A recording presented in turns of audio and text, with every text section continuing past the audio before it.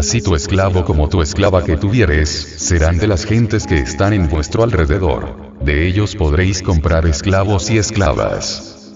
Levítico 25, 44, 46, Reina Valera 1960.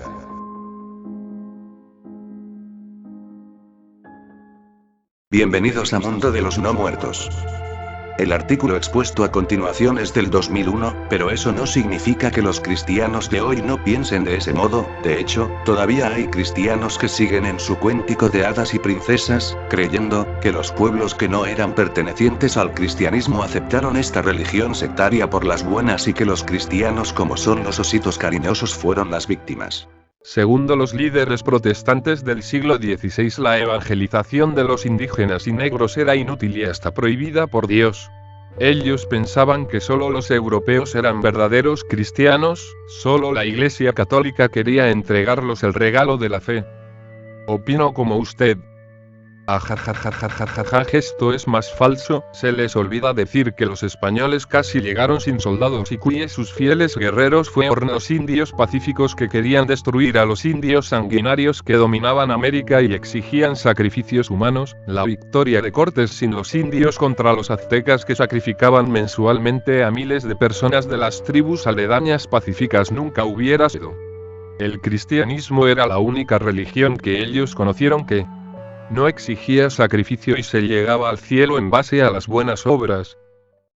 Así que vamos a analizarlo porque lo a continuación escrito, representa la manera de pensar de muchos, y de cómo intentan negar la realidad, cosa que me parece una ofensa para las personas que murieron por culpa de los dogmáticos de ese entonces. Quiero empezar con una reflexión como introducción. Y es que hacen muchas estatuas de Cristo por haber sido crucificado, pero no les hacen honores ni estatuas a las cantidades multitudinarias. Y creo que me quedo corto. De personas que murieron torturadas, otras esclavizadas y marginadas, por el simple hecho de no ser cristianos. ¿Por qué a causa de su religión de santurrones murieron personas mucho peor que él, y no veo que les hagan ningún día de mártir? Claro, porque ellos no te van a salvar del infierno, no. Porque ellos no forman parte de tu tradición ni creo. Jesucristo es el que me salva y a ese es al que le hago días conmemorativos, rezos, canciones, estatuas y adoración. Lo victimizan, lo santifican, lo martirizan y lo defienden, sin mencionar los santos, entre comillas, que muchos eran asesinos. Pero los que murieron por culpa de este credo lo sepultaron al olvido, como pretendieron hacer con las costumbres de los pueblos a los que el cristianismo invadía, porque no hay otra palabra. El cristianismo actúa como una especie de virus alimentándose de la destrucción de culturas diferentes, sobreviviendo a costa del malestar de otros pueblos, y la erradicación de sus orígenes e historia, que algún venezolano, que algún mexicano, que algún argentino, que algún peruano, que algún hondureño, algún chileno y los gentilicios y naciones que faltan, que me den el nombre de un héroe indígena, que los debe haber, de un cuento, de una tradición, que daten del año 2000 antes de la era común hacía tiempo atrás. Dicen que hay una amnesia respecto a nuestros orígenes. Yo sé cuál es la amnesia, se llama cristianismo, porque se encargó durante 2 milenios de destruir la historia, costumbres y tradiciones de los pueblos que conquistaba, esta religión tiránica y sectaria. Tenía esto guardado como piedra en el zapato. Una vez culminado este punto, vamos con el artículo y expondremos la posición que debe ser, respecto a ello.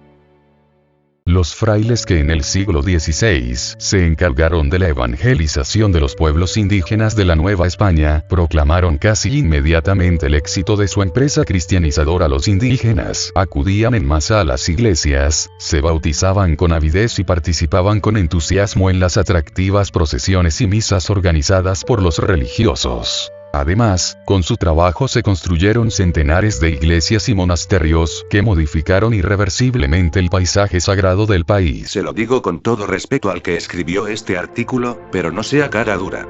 Si los indígenas acudían en masa como dice usted a las iglesias es debido a que eran forzados a hacerlo, los chantajeaban con que si no eran convertidos los quemarían en la hoguera o los esclavizarían, y obviamente si te sientes amenazado por una fuerza superior, que te van a quemar vivo a ti y tu familia, claro que vas a ir a una misa a ser bautizado, aunque siempre había los que se resistían y esos eran incinerados vivos por la religión de amor. Claro que sí, construyeron muchos templos con el trabajo duro de la esclavitud a la que eran sometidos, dicho además que muchos de los lugares de culto indígenas los cristianos escogían esos sitios para construir sus iglesias, derribando y sometiendo de esa forma la moral de los pueblos que conquistaban. ¿Qué atrajo a los indígenas a la nueva fe predicada por los franciscanos, dominicos y agustinos? En primera instancia, no hay que olvidar que los españoles destruyeron y proscribieron los templos, los cultos, los libros y las doctrinas de las antiguas religiones estatales mesoamericanas.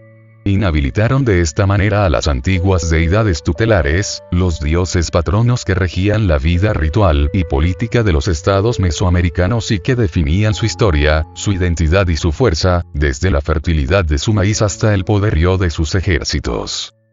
Y una vez más se lavan las manos, diciendo que fue exclusivamente un acto aislado de los españoles que nada tenía que ver con la santurrona fe del cristianismo, pues sí tenía mucho que ver, puesto que tenemos gran cantidad de pasajes bíblicos que condenan el paganismo.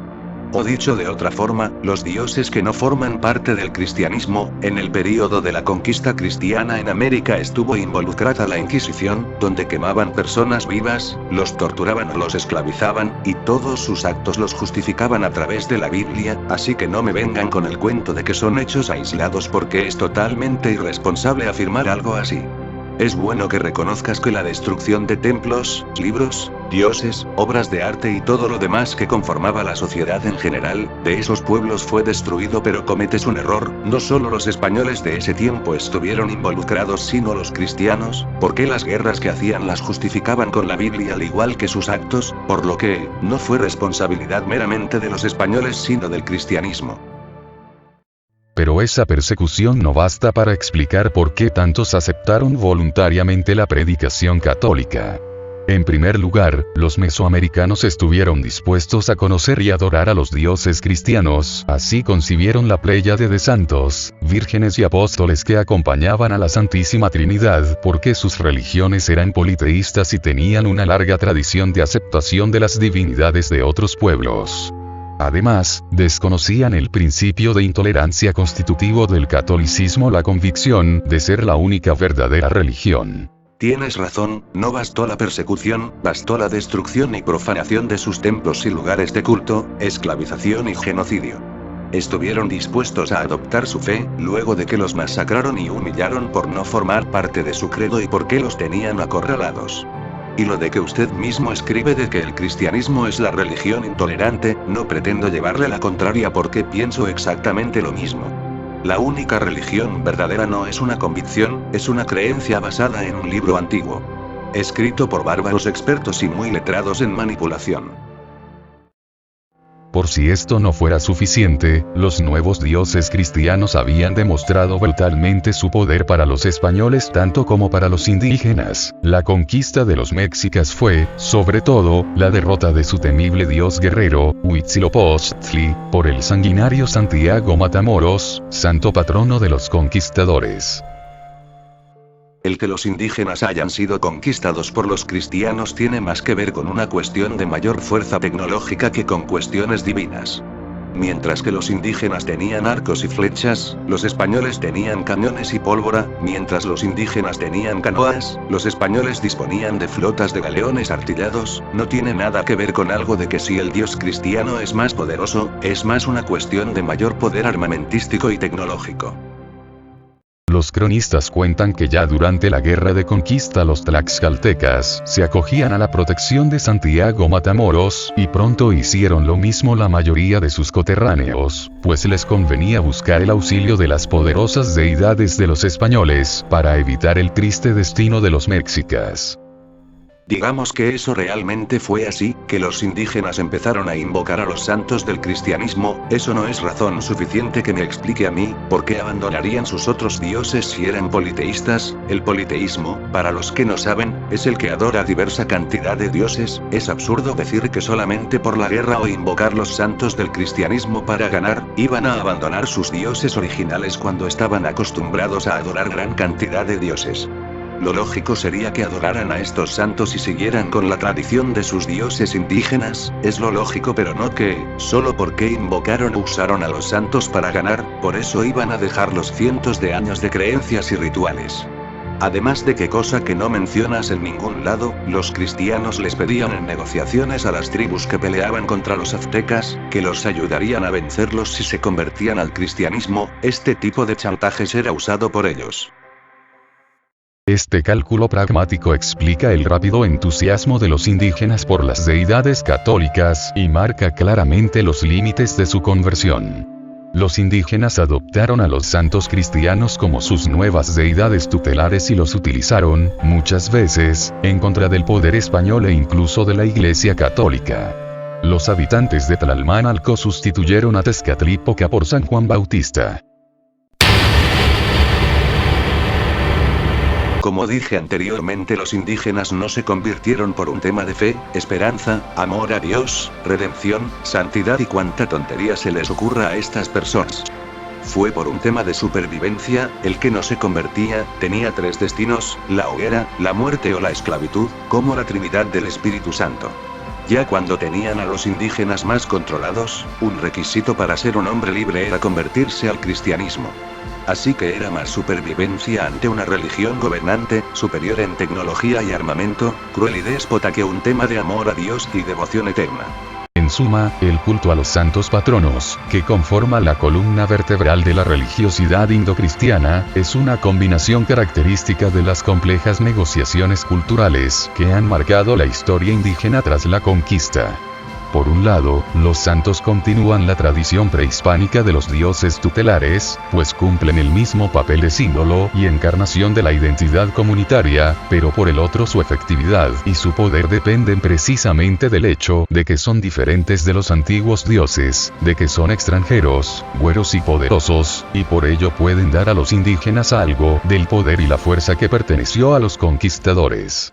El culto a los santos patronos fue el resultado de conversiones a la fuerza, porque quemar a alguien vivo, como advertencia para los que no se han convertido aún, para que se conviertan, es una forma de convertir a la fuerza, así la persona lo haga voluntariamente, o también chantajear con que si no eres cristiano, no puedes ser un hombre libre, o mujer libre también. Considero que eso es convertir a la fuerza. Lo hacen no por un amor de devoción, sino porque tienen miedo. Eso es el cristianismo, miedo, no por amor sino por la destrucción de sus templos y su sociedad. Si tu país fuera invadido por una fuerza superior, con una religión nueva, y te marginarán, o incluso quisieran cesar tu vida, tu familia y libertad, ¿no lo pensarías dos o incluso tres veces, ser parte de esta nueva sociedad dominante y represora, o perecer? Si toda tu sociedad fuera destruida y te convirtieras, ¿lo harías por un mero acto de fe? Te mando un saludo. Hasta el próximo episodio de Mundo de los No Muertos.